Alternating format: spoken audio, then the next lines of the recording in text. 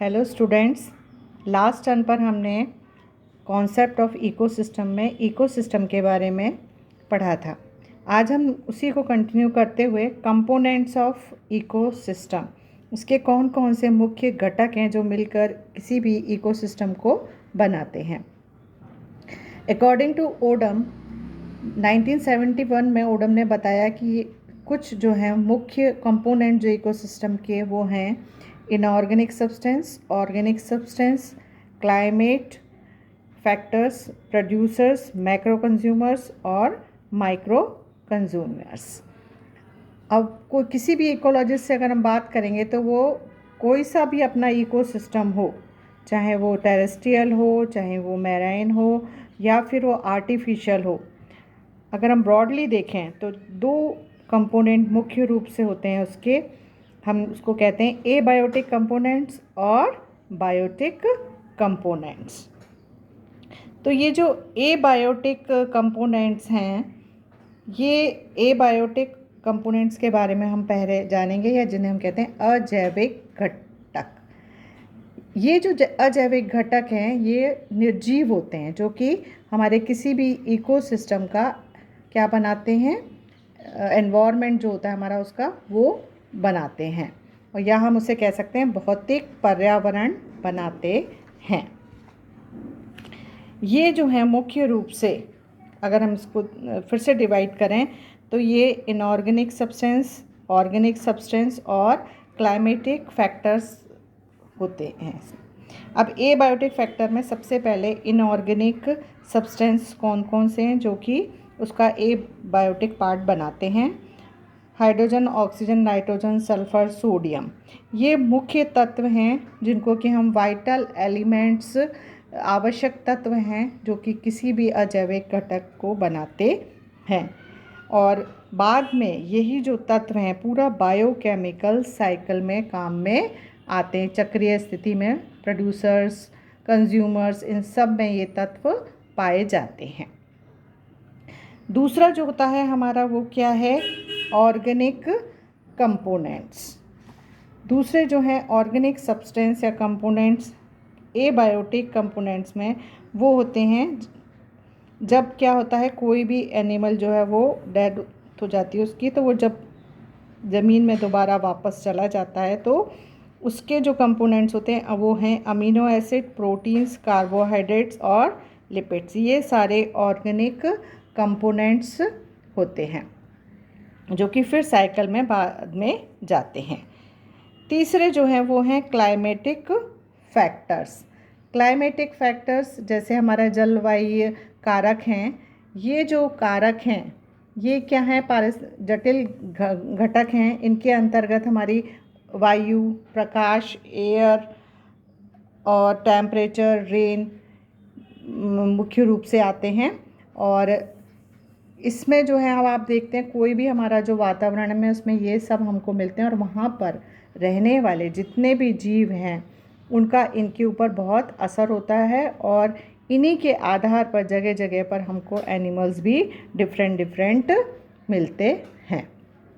और हम ये कह सकते हैं कि ये घटक जो हैं वो क्या करते हैं, controls the number of producers and consumers of that ecosystem. किसी भी इकोसिस्टम का जो नंबर है वहाँ पर जीव जंतुओं का, उनका को कंट्रोल करते हैं। ये तो थे हमारे एबायोटिक कंपोनेंट किसी भी इकोसिस्टम में जो उसको मिलकर बनाते हैं। दूसरे जो कंपोनेंट्स हैं जिससे मिलकर हमारा इकोसिस्टम बनता है वो हैं बायोटिक। किसी भी इकोसिस्टम में बायोटिक कंपोनेंट में हमको जीव जंतु या पौधे मिलते हैं जो मिलकर के वहाँ का बायोटिक कंपोनेंट को बनाते हैं। और हमें पता है जीव जंतु और पौधे सब एक ही जगह पर रहते हैं। अब ये जो बायोटिक कंपोनेंट्स हैं उनको आपस में उनके पोषण संबंधों के आधार पर, किसके, उनके पोषण संबंधों के आधार पर हम उनको दो भागों में बांट सकते हैं। पहले होते हैं ऑटोट्रॉफिक। अब जैसे हमको मालूम है ऑटोट्रॉफिक मीन्स स्वयंपोषी घटक, या जिसे हम प्रोड्यूसर्स भी कहते हैं। ये जो ऑटोट्रॉफिक है मतलब स्वयं पोषी जो ऐसे घटक जो क्या करते हैं, प्रकाश संश्लेषण की या फोटोसिंथेसिस की क्रिया द्वारा अपने पोषण हेतु या स्वयं कार्बनिक भोजन का निर्माण करते हैं। मतलब मुख्य ये हो गए जो कि कार्बनिक भोजन का निर्माण करते हैं। और अगर हम इसको ऐसे कह सकते हैं कि converts the light energy, photosynthesis में सनलाइट लेते हैं, converts light energy into potential chemical energy में उसको कन्वर्ट करते हैं, या हम इनको कन्वर्टर्स भी कहते हैं। अब दूसरे जो होते हैं ये तो हो गए ऑटोट्रॉफिक, जो खुद स्वयं भोजन अपना बनाते हैं सनलाइट से, और दूसरे होते हैं हीटरोट्रॉफिक। अब हीटरोट्रॉफिक जो हैं ये दूसरों से अपना भोजन लेते हैं। ये मुख्य रूप से फिर से दो भागों में हम बांट सकते हैं इनको, मैक्रो कंज्यूमर्स और माइक्रो कंज्यूमर्स। मैक्रो मीन्स जो थोड़े बड़े कंज्यूमर्स होते हैं, और माइक्रो मीन्स जो छोटे होते हैं। अगेन हम मैक्रो को जो है उनको हम फिर से दो भागों में तीन भागों में हम इनको बांट सकते हैं। पहला जो है आपके उसमें आता है हर्बीवोरस। हर्बीवोरस वो होते हैं, हमको मालूम है, ऐसे इकोसिस्टम के ऐसे जीव प्राइमरी जो कि क्या खाते हैं, हर्ब्स को खाते हैं, पेड़ पौधों को या हर्ब्स को छोटे छोटे खाते हैं। इसमें जैसे गोट है, काऊ है, रैट, रैबिट और कुछ मोलस्कन्स जो पॉन्ड्स वगैरह में होते हैं, वो वहाँ पर उपस्थित जितने भी हर्बीवोरस प्लांट होते हैं उनको खाते हैं। दूसरे इसमें आते हैं कार्निवोरस।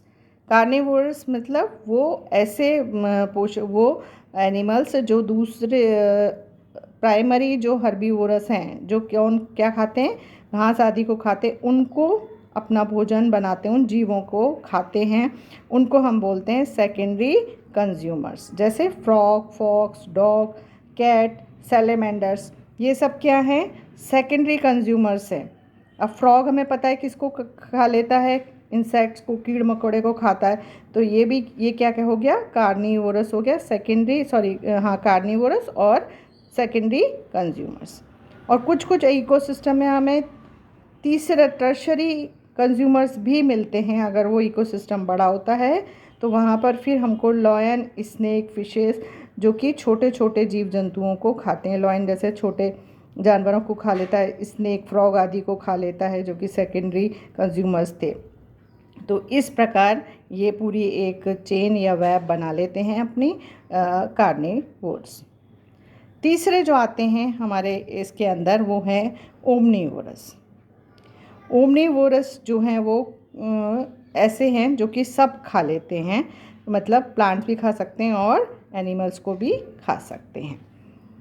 इसके बाद मैक्रो थे ये तो जो बड़े थे जीव जंतु, और अब इसके बाद हमारे आते हैं माइक्रो। तो माइक्रो कंपोनेंट्स में मुख्य रूप से आते हैं डीकम्पोजर्स। अब ये जो डीकम्पोजर्स हैं ये क्या हैं, डीकम्पोजर्स हमको मुख्य रूप से इनको अगर हम देखें तो ये होते हैं बैक्टीरिया, फंजाई। जब ये एनिमल्स हमारे मैक्रो कंज्यूमर्स जब उनकी डेड हो जाते हैं तो ज़मीन पर जाते हैं और ज़मीन में उनको डीकम्पोजर्स, बैक्टीरिया, फंजाई आदि उनको डिकम्पोज कर देते हैं और उनको और इनऑर्गेनिक पार्ट्स में डिवाइड कर देते हैं, और फिर उसके बाद वो पुनः वातावरण में वापस लौटा दिए जाते हैं अपघटन होने के बाद में। तो लघु जो उपभोक्ता हैं या जिसे हम कहते हैं माइक्रो कंज्यूमर्स, ये हमारे पारिस्थितिक तंत्र के अस्तित्व को बनाए रखने में एक बहुत ही महत्वपूर्ण भूमिका निभाते हैं। अब हम आपको इस तरह से आपने देखा कि जो विभिन्न कंपोनेंट्स हैं इकोसिस्टम के, वो पूरा अलग अलग जगह पर अलग अलग हो सकते हैं। वहाँ के एबायोटिक फैक्टर्स पर डिपेंड करता है कि वहाँ का जो है वो फैक्टर्स कैसे हैं, इसलिए वहाँ के जीव जंतु भी डिफरेंट होते हैं और एक अलग इकोसिस्टम को बनाते हैं।